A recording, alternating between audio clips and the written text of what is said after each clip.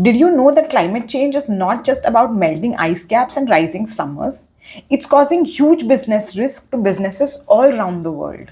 From floods damaging factories to new laws pushing companies to go green, climate risk can impact jobs and economies everywhere. And if you're a fresher dreaming of a career that makes real impact, then understanding climate risk analysis and how companies report on it is your ticket to it. So in this video, we will deep dive and understand what climate risk analysis is, how it is done, and how it is reported with the help of a framework called TCFD, so that you can crack your next ESG and sustainability job interview. So let's get started.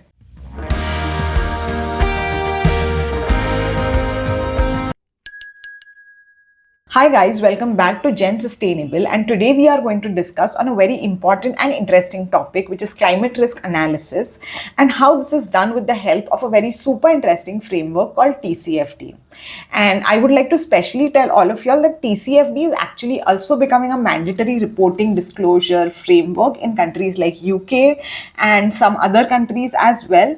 So it's not just a good to have requirement or qualification anymore. Understanding TCFD is becoming very, very important, and especially if you want to work in any of these countries, you should have a good hold over TCFD. So if you're new to sustainability, or even if you're trying to aim for jobs in climate risk analysis or ESG analysis, understanding TCFD reporting and climate risk analysis is very, very important for you. So watch the video till the end if you want to crack your next job interview. So now first, let's understand what is climate risk analysis. Now you must be knowing that climate change is happening all over the world, and that is why we are here discussing on Gen Sustainable.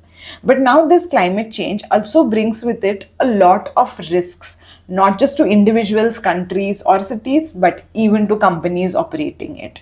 And if companies want to run in a long duration of time and have a long-term plan for growth, then they must take into consideration the risks that would come along with climate change. So now these risks which come along with climate change are divided into two types of risk. The first risk is physical risk and the second risk is transitional risk. So let's first understand what is physical risk. Now take example of a company working in a flood-prone area. The company has its factories located in different locations. Say they have 9 factories spread across the country, and 5 of these locations are in flood-prone areas. So it could be in any region where you see massive flood and rainfall happening in each monsoon. And now you know that climate change is coming. It's very, very possible that these floods would be even more extensive and occur in a lot more number and duration in the coming years due to climate change. So this increases the risk of the company to flood. Similarly, say a company is located not in a very flood-prone area, but the weather forecast is that in the next 5 years, if the rainfall increases in this particular area, or if it is projected that with climate change rainfall is supposed to increase in this particular area where it is not raining so much, it can bring risk to the company because the city might not be prepared in terms of its infrastructure to handle so much of rainfall, and can again cause flooding. And all of this will physically impact the company because its operations would be disrupted, the company building might break, the employees working in the company might not be able to travel and come to the office and work. So all of this, since it's physically affecting the company, these are called physical climate risks. Now let's go to the second type of risk, which is transitional climate risk. Now, if a company again is located in an area which currently does not have floods or heat waves, but there is a projection that in the next 5 years or 10 years, because of changing climate, this particular region or city is suspected to undergo massive heat transformation. There are going to be a lot more heat waves in that particular area, or there are going to be much more floods in that particular area. And so the regulations of that particular city change. The government decides that, we want to prepare our city for the upcoming heat wave or floods. And so they make new regulations for people to adapt to it and to work on it, just so that to be safe. So these risks are called transitional risks because now again the company is at a risk of undergoing a massive transformation of what it currently is not, but in future it will have to be. And And it is also a risk to the company, because if it doesn't transition, then the company would obviously have to face consequences in terms of legal penalties or fine, and also in terms of the natural disaster which would be caused. And at the same time, undertaking this transformation is also a risk or a financial burden to the company, because it has to now undergo so many operational changes. So these types of risks are called transitional risks. So these are broadly the two types of risks which are caused due to climate change, and which are the most integral part of climate risk analysis. Now, to undertake and disclose on these climate risk parameters, there is a very important framework which is called Task Force for Climate Related Financial Disclosure, or TCFD. Now, TCFD is again another form of reporting standard, just like GRI or CSRD, but this focuses more on climate change and the financial risks that come along with climate change. Now, TCFD broadly has four important pillars, basis which the company conducts its climate risk analysis and then further reports on it. So the first pillar is governance. Now, governance looks at how the top leaders of the company view climate change and climate risks, and how they then modify their strategy, policy, targets, metrics, everything in terms of these climate risks that they foresee. The second pillar is strategy. Now, strategy talks about how a company integrates climate change and climate risks into its overall business strategy, so that the business is strong and resilient in the long term, not just in terms of finance or business opportunities, but also in terms of climate risks that are foreseen to come. The third pillar is risk management, and this looks forward to actually identifying the risks which would come across along with climate change, and then also to include these risks in the overall enterprise risk management framework of the company. And the fourth and the last pillar is targets and metrics.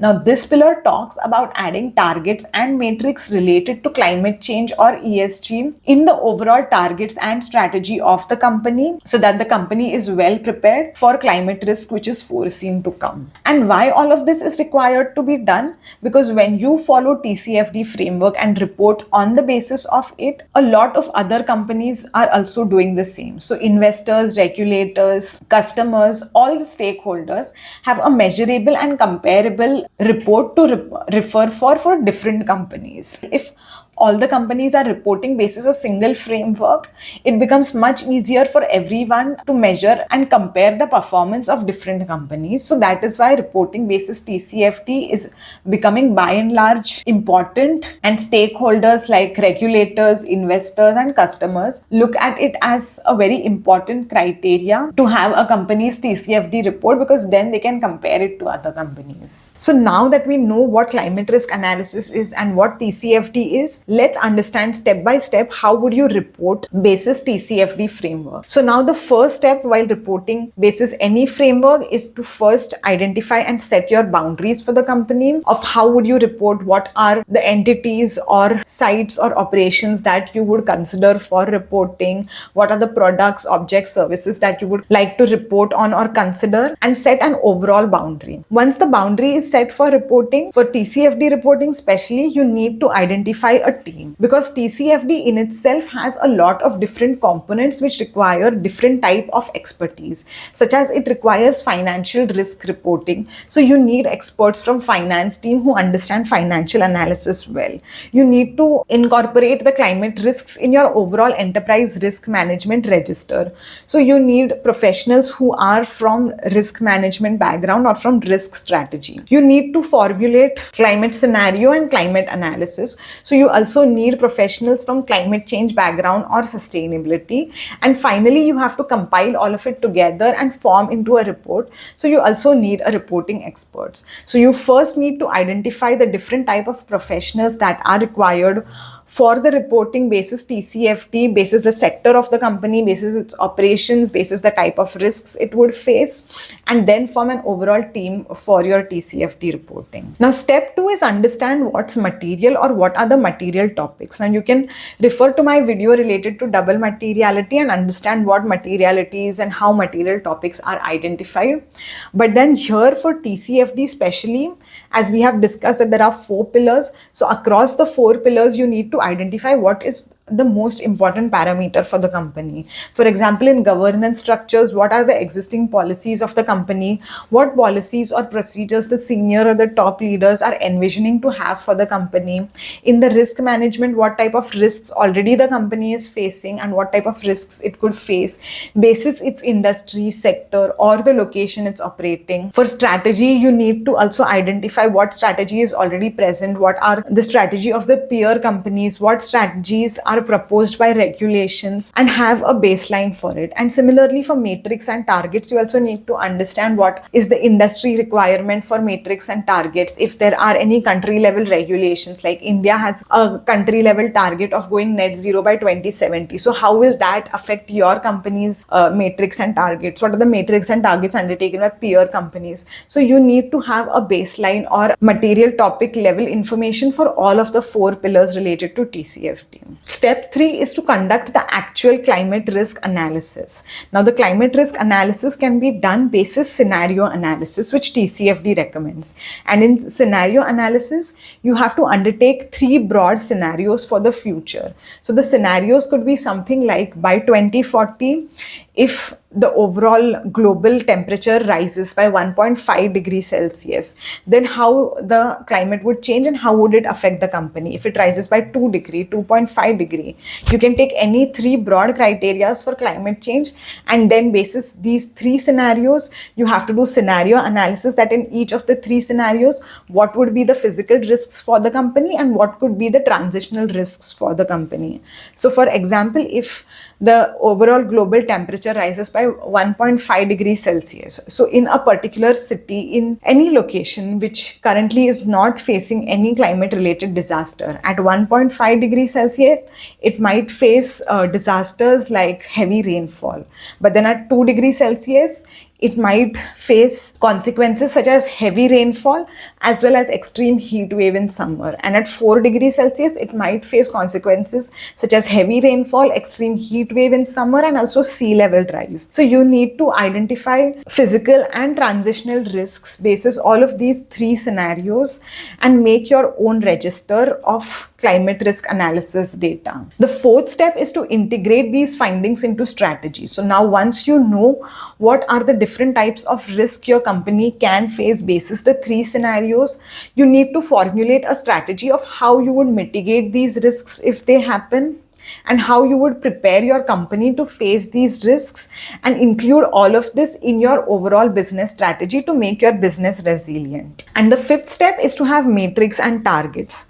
Now here, to accomplish the overall strategy, your business or company could have targets like going net zero by 2040. So matrix are the actual numbers to disclose this. To go net zero by 2040, you would first have to collect baseline data for the current year, that how much GHG emissions is actually happening in your company, and then set step-by-step targets from say 2025 to 2030, 35 and 40 of what targets would be for each year to achieve the overall goal or target, and integrate everything into your ESG strategy. Now once all of this is done, you're then supposed to report everything into your TCFD report or align your annual report to TCFD requirements, get inputs from different stakeholders, refine your report, and also get third-party assurance. Now third-party assurance is a very important step for reporting whenever you're reporting basis any framework, because it gives an assurance to the stakeholders, to the customers or investors of the company, that this data is overlooked by a third party who is independent and is by and large the most correct data to the company, and the company is not forging in any data. And finally, the last step is to publish your report in public domain, because once your report is out in the public domain, everyone can view the report, and investors, shareholders, customers can take their decision basis the information published in the report, which is available in public domain. Now let's understand, if you're a fresher, what type of jobs you can aim for if you understand climate risk analysis well. So the first job is climate risk analyst, which is usually in an investment banks.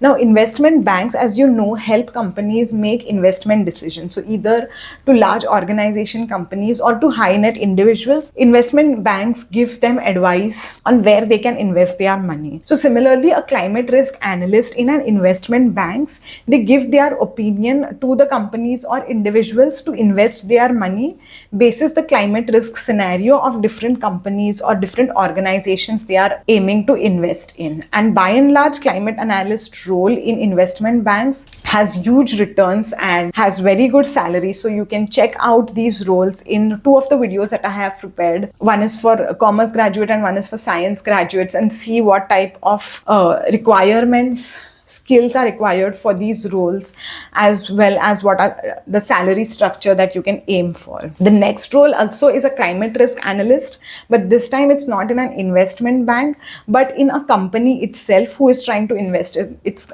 money. So like investment banks advise companies where to invest, companies also have their own internal analysis team, and these teams help in the investment of the own company. So you can also work as a climate risk analyst, especially in sectors which are more vulnerable to climate change, such as energy or transport or manufacturing. The next position is a climate consultant, and climate consultants generally help companies prepare their climate change related report strategy and do the overall climate related risk analysis for the companies. So these roles are also found in Big Fours and other consulting companies, and the skills required and the salary structure is quite similar to across Big Four. So you can check this video to understand all the salary ranges here. And last but not the least, you can also look at roles like in startups who are providing different types of IT solutions to companies to work on climate risk analysis, or research bodies who are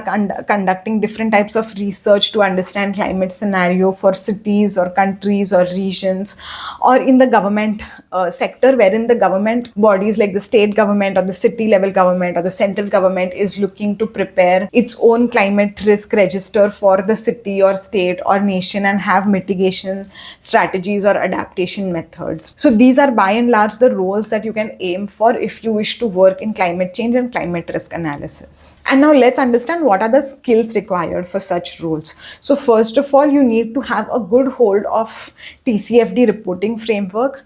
On top of TCFD, if you undertake the GARP SCR certification, which specially focuses on climate change, then you are also in a very good position to apply for these jobs. Along with this, if you have a strong background, analytical background, such as if you're into data science or computer engineering and know data analysis softwares, or if you know coding and Python and analysis in R or SQL, then all of this provides you an edge over people who can only work with Excel or Power BI. Similarly, if you come from financial background, if you have done MBA in finance, or if you have done CA and you have a good understanding of how finance works, how financial modeling is done, if you have done CFA, then again you get an edge for the financial side of climate risk analysis. So depending on your background, if you come from science and data driven background, or if you come from finance and that type of background, your strengths value in both the scenarios for these roles, and you just need to brush up now your climate change related knowledge or your knowledge related to climate risk analysis. So to conclude this video, climate risk analysis is a growing sector and has huge demand and has one of the best salary potentials in any of the ESG and sustainability jobs. And these roles are coming out in a lot of organizations like investment banks, foreign investment banks, or even Indian banks, or even in companies operating in different sectors. So keep checking out for these roles on LinkedIn, keep checking out for these roles on Naukri or Indeed or any other job portal and apply to these roles. The best way to understand what a role demands is to read the JD, understand the JD and prepare as per that. So I hope this helps you to prepare for your next job interview or for the role that you're aiming for. And do let me know in the comments if you have any questions, suggestions, what are the topics that you would like me to cover for my next videos. Until we come back with some other interesting videos, stay impactful, stay Gen sustainable. Bye bye.